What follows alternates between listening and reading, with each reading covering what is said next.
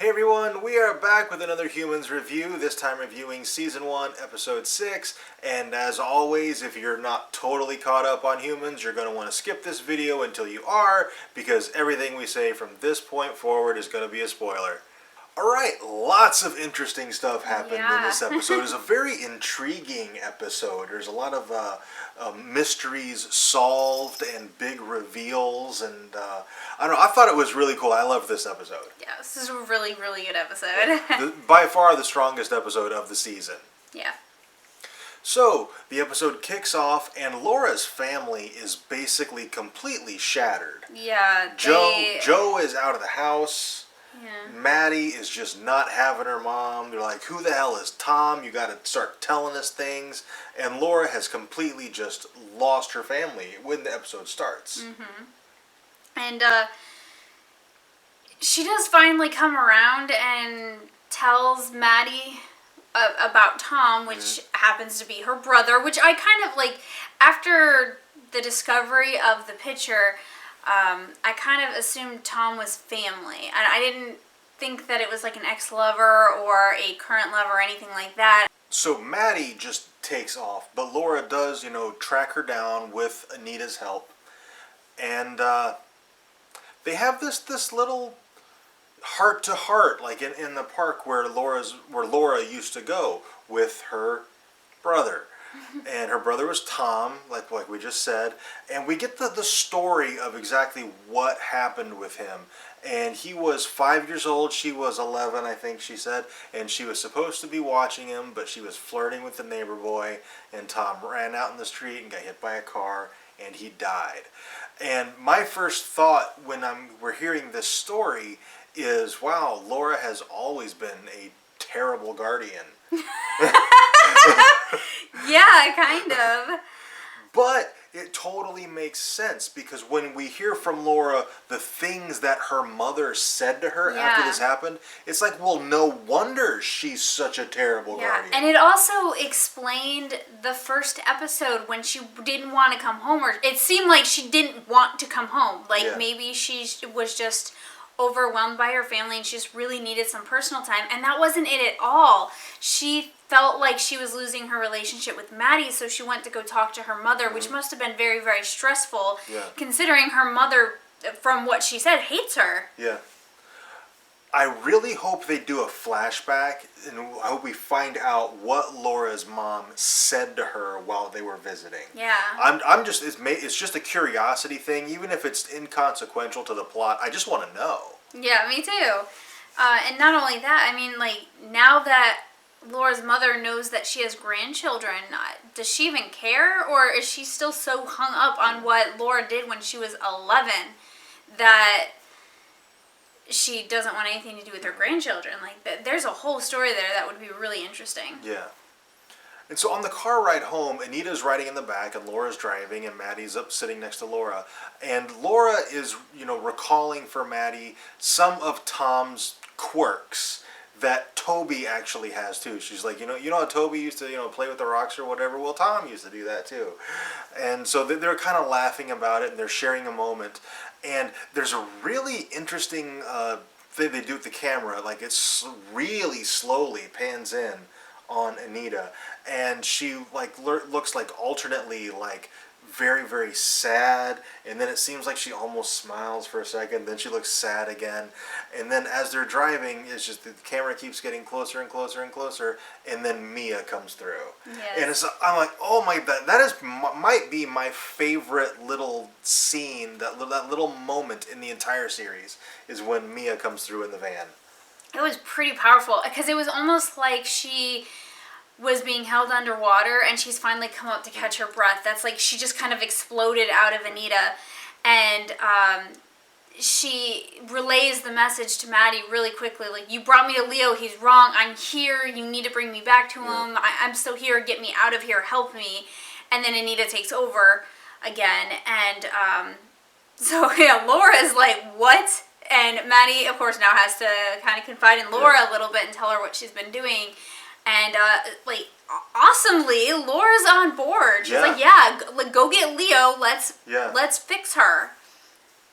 And another thing with this little scene in the van, it's they're having this moment, Laura and Maddie are, where it's just absolute pure love. Laura recalling her brother and telling her daughter about it, and it's just this ultimately pure moment, and it's almost like Mia is following Laura's voice to come through, and I just thought that's just such a great little scene.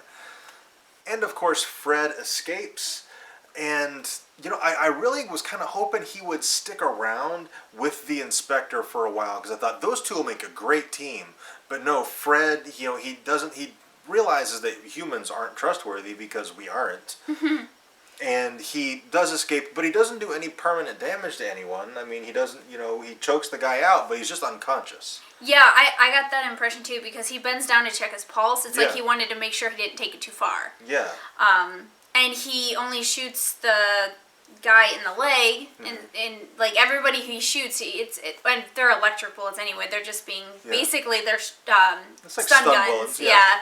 So, but he was a little creepy. Like how he escaped, I was like, wow, he's a lot more like Niska than he is Leo or Max. Just not trusting, but we get a lot of insight on Niska in this episode as well. With her and Dr. Milliken, I think. Well, that moment with Anita in the van is my favorite moment of the show. My favorite pairing on screen as far as interactions is Niska and Dr. Milliken. Yeah, Dr. Milliken is a lot smarter than Niska thinks. Niska seems like she's like, well, I'm a robot, so my intellect far surpasses anybody except for another robot, and so she just kind of disregards anything he says as being just not valuable in any way. Yeah. And he's like, you're telling me so much more than just your words. He's like, people talk with their bodies, and they speak to each other in those moments of silence with a look, and then never mind about what you're not saying with your body. Then that's when things get really crazy. And he's basically he kind of lectures, not really. He kind of like psychoanalyzes her. Yeah. And he says to her that she regrets killing the guy at the I guess it's technically not a prostitution house since they're robots, but anyway, that guy. Robo brothel. Yeah, robo brothel. And she says, this was a great moment for me when she says, "Why should I regret it?" And he said, "Should is not the right word. Do you regret it?" Yeah. And that was just really powerful, how he said that, and you could tell on her face that she does regret it, and he's making her think about that, where she's been just kind of pushing it in a corner and saying he deserved it. Yeah. And they have a lot of little tender moments between the two of them. Like when Odie returns from the woods and Dr. Milliken is trying to just get this one little bit repaired so he can hold a charge, and his hands are shaking and he can't quite do it. And Niska takes the instrument from him and does it for him. And it's just that little moment was I think ultimately is going to be very important. Yeah, I really, really want their story to continue, and I want her to still be there with Dr. Milliken, because that story there is one of the best stories in the whole series. And we get Leo's story in this episode, and it happened pretty much how we thought it was, except for his relationship with Mia. We thought it was a lovers kind of a thing, but no, she was basically his surrogate mother. Yeah. Or big sister, however you want to look at it. Because Mia kind of gets the two relationships confused a little bit. When she's trying to explain it to Laura, she says, I lost my brother, or my son, and she doesn't know which word to use because he's kind of both to her. Yeah, she was like a mother. It was, his father was so involved in his work, he needed somebody to help him take care of him. So he developed the self-aware synth, Mia. And she was basically his mother because, the father really wasn't around because he's working on his synths. And so, Mia's the one who took care of him. And, but then, he dies. And he gets reborn in the laboratory as part synth. Yeah. And so now, because he's created in a very similar way as Mia, it's like their brother sister as well. So it's really, really interesting. It's an absolutely amazing dynamic between how that all came about and their relationships to each other and how they perceive their relationship to each other. Yeah. And moving on to Pete, we were wondering when and if Karen was going to tell him that she is a synth, and she does, but not before she seduces him. Yeah. Like how much would that have messed with his head? Because he totally hates synths. Yeah. And she seduced him, they made love, and then she's like, oh, and by the way... I have to plug in at night. Yeah. But she does make the point of telling him that you're my favorite person. Which is another interesting, just as one little line, he hates synths, but he is her favorite person. So what is her, not really relationship, but what is her viewpoint on synths and self-awareness of the synth? Because she's self-aware. Yeah, and Does she have this kind of self-loathing thing? There was a little clip, in the previews for next week where it seems like she says something like, I should never have been created, or something along those lines, where I think she does. I think she hates self-aware synths just as much as he does. She hates what she is. Mm-hmm. And I think she's trying to stop them from spreading. She wants to get rid of all of the self-aware synths, and then I imagine it's kind of like a suicide run. She's going to get rid of all of them and then get rid of herself. Yeah. So which is interesting. Karen is turning into a very fascinating character. And she's someone who I didn't give a second thought to when the series started. Yeah. But now it's like, all right, they could devote a couple episodes just to her, and I would be on board for that because I want to know more. Yeah, I agree. And finally, just when I thought I couldn't hate Joe more. Leo and Max, they're all together at Laura's house. It's not Joe and Laura's house anymore. It's Laura's house now. And they're formulating a plan. And they're like, all right, this is how it's going to go. Leo and Max are going to go find Fred. And Mia's going to stay here because it's safe. And everything will be cool. We're going to help you guys. And they're all on board for this. But Joe fucking calls the cops after Max and Leo leave. Yes, and so they get tracked down, and yeah. he must have used just the right amount of word to... Buzzwords. Yeah, buzzwords to get the inspector after him. And so, yeah, they get cornered. Yeah, and they make a run for it, and Leo, he's running, and Max's battery is running down, and Max decides to sacrifice himself so Leo can escape.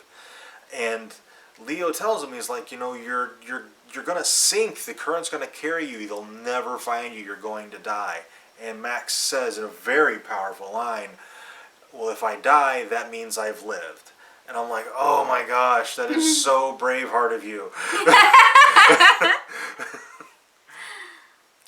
But I don't think Max is dead. I think we're going to see him again. Of course they're going to find him. We're going to see him again. Yeah. We might not see him again next season. It's been picked up for us next season already. We got 2 episodes left. It's already been renewed. I think we might not see Max again until season 2, though. I really hope we get him before that, because Max is another one. He's kind of like Karen. I was neither here nor there with Max when the series started, and now I'm like, all right, I'm on board. I don't want Max to die. Okay, so that is it for our Humans review for the week. This was Season 1, Episode 6. And don't forget, we are in the midst of our subscriber giveaway right now, and when we hit 250 subscribers, we will announce the winner of that. And what are the prizes, you ask? Well, you will get to choose one of these 3 comics. These are all Wizard World variants of The Walking Dead #1. You will get to choose one of those, and you will also get this autographed picture of Boba Fett himself, Jeremy Bulloch. Alright, so the way you become eligible for this giveaway is you have to 1, be a subscriber, and B, share a video. Go ahead and share this one. You will be eligible for the giveaway, and we will announce the winner when we hit 250 subscribers. And as of this moment right now, this filming, we are 7 subscribers away. We're at 243, so it shouldn't be very long, and we will be announcing a winner. Thank you very much for watching, and we'll see you next time.